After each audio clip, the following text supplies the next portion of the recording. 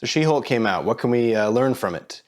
Let's go ahead and do the color grade first. I'm going to focus on the Hulk skin because, if I really give this a college try, I'm going to embarrass myself because Disney Marvel hires the best colors in the world. And so it's kind of like me taping myself in my backyard playing soccer and sending that to like Manchester United. It's just kind of like, what's the point? And let me also start off by saying filmmaking, storytelling, I'm not convinced it's this, thing that only some people can do and you have to be an expert. I think it's like a language. You're constantly exposing yourself to it, interacting with it, working on your fluency, and it's a lifelong pursuit of fluency. That's how I feel about, storytelling, filmmaking. Yeah.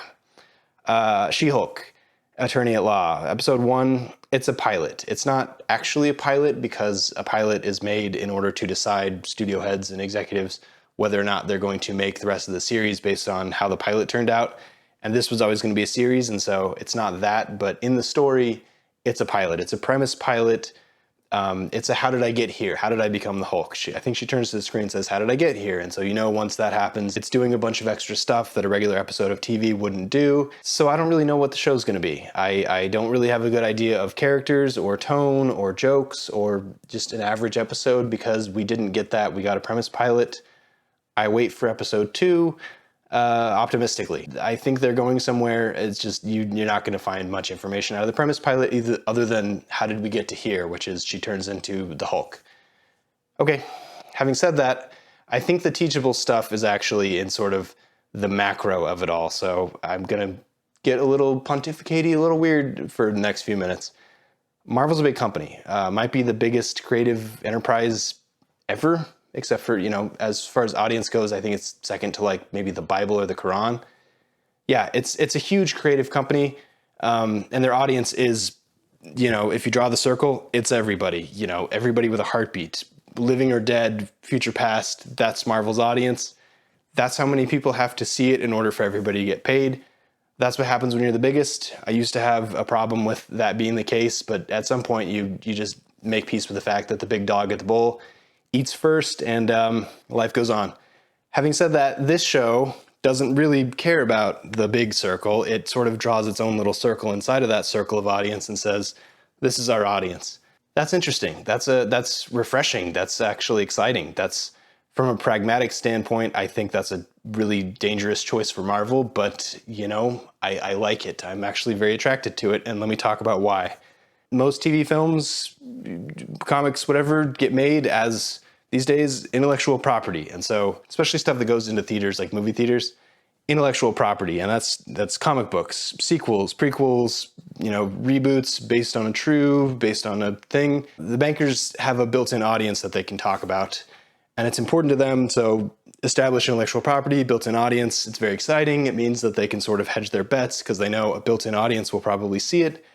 And they don't have to worry so much about getting other audience to see it, and so they can pay their way that way. And I'm not convinced it's a great avenue for pure creativity because it has to already have been something. I don't know. I'm not a film financier. I'm certainly not a banker. I'm a big believer in the other kind. All things being equal, unique ideas. The Terminator, Star Wars, Jurassic Park kind of, but it was based on a book, so that's not really true, but The Matrix.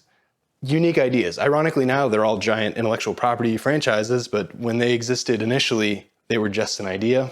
Awesome. The risk you take when you go over here, though, is most ideas don't work. And so, yes, we know about Terminator. What about all those other movies that came out at the same time that were unique and doing their own thing that didn't work? A lot. Who knows how many, honestly. And so the risk is always, we can point to the unique ideas that worked, and there's not a lot, but there's not zero. It's kind of how publishing, as I understand it, worked for a while, where you would have a stable of like maybe 10 writers that are authors.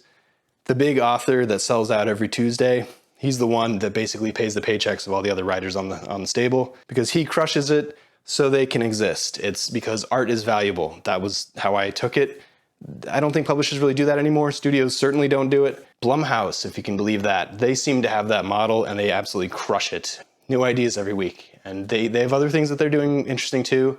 Maybe I'll do a video on Blumhouse at some point, but they crush it. And because, honestly, I like them, new ideas. They care about the new ideas. Intellectual property, not as much of an issue for them. So, and that's where this new show sort of sits in a weird spot because it's in the giant Marvel bubble, but it's pretending to be, it's a unique idea. which is a much smaller circle. Cool. Yes. More, please. As many as possible, considering, again, as I've established, most of the little ideas, most of the unique ideas fail. And so you got to have a bunch of them to have any of them work, in my opinion. I think there's a place for niche shows. I think that's HBO, Showtime, Cinemax. You have a really specific show that isn't going to have this broad, massive, sweeping audience that other shows might, but it's going to live in sort of premium cable. And the people that find it and love it and rave about it, but it's not for the masses. It's just not, because it's not. And so that's what this Marvel show seems to be doing, even though it's a, big circle Marvel show. It's in the Marvel bubble. I respect the attempt. I really do. I think I would like more of these kind of shows because it does open a conversation.